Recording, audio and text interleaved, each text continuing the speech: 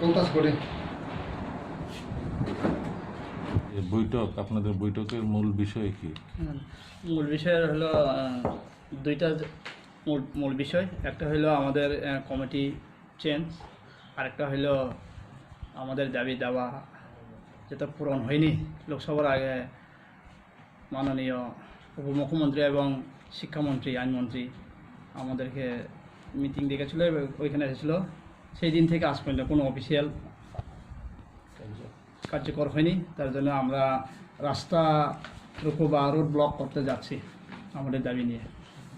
কোন সংগঠন আপনাদের? TUIRPC, Tripura united indigenous returnees people council. আপনাদের দাবিগুলি কি? আমাদের দাবিগুলি হলো আমাদের রিহ্যাবিলিটেশন, যারা একজন দুজন করে স্বাভাবিক জীবনে ফিরে এসেছে তারা এখনও টোটালি পাইছে না এরকম আছে, এবং NLA-TNB প্যাকেজের স্পেশাল ইকোনমিক ডেভেলপমেন্ট প্যাকেজ বলে যেটা সেখানে 5টা জায়গাতে দিয়েছিল, ওইখানে এখনও কোনো একটা ঘর নাই, কোনো একটা স্পেশাল নাই। আর যেটা প্রজেক্ট চলছে এটা পেন্ডিং, ক্যাশ পেন্ডিং রয়ে গেছে। এরপরে যারা 95-90 থেকে প্রি-পোস্ট আসেছে তাদের অনেক পেন্ডিং, কিছু পায়নি, এরকম আছে, অনেক কিছু আছে। ওই দাবিগুলোর মধ্যে ধরো না ফ্রি এডুকেশন ছেলে মেয়েদের, এই বছর তো পুরো নীল। এরপরে আমরা জানি এই কবিতে কিছু সারা পৃথিবীতে এটা চলছে, আমরাও জানি, তবুও তো এটা তো হইতেছে বা হওয়ার দরকার। এরপরে এই ভোকেশনাল ট্রেনিং হয়ে গেছে, বৃত্তিমূলক প্রশিক্ষণ, সেই অনুসারে লোন দেওয়া একজনও হয়ে নাই। তার মানে যেটা যে কোনো সরকার আসলে আমাদের সরকারের সঙ্গে চুক্তি, পার্টির সঙ্গে চুক্তি না। তাই আমরা ডিমান্ড রাখি প্রত্যেকের যেটা থাকলে এটা আমরা নিয়ে নেই, কিন্তু এবারে এখন পর্যন্ত নীল। তার জন্যে আমরা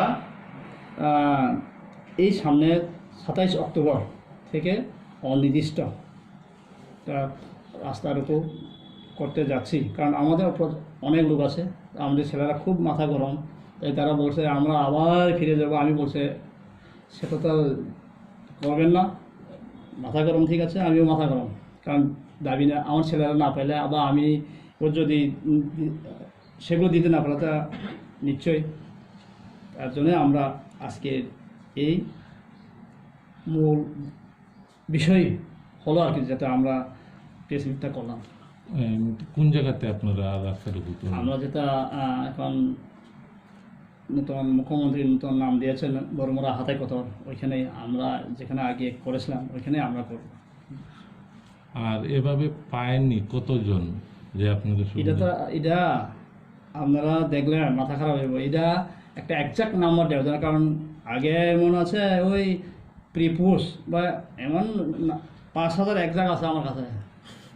ওইখানে ধরো না 2,500 পেয়েছে, 2,500 একদম পাইনি। আর যারা পেয়েছে ধরো না আমাদের ত্রিপাক্ষিক এগ্রিমেন্ট, আপনারা জানেন না, ত্রিপাক্ষিক চুক্তি, ওইটাতে 28,000 গড় হয়নি, কোথায় কোথায় আর কি। তো এইটা তো আমরা ডিমান্ড করেছি, -5 করেছি, কার্যকর হয়নি। এই যে ইন্দিরা আবাস যোজনা বা ঘরের এগুলা এখন পেন্ডিং রয়ে গেছে। এরপরে গ্যাস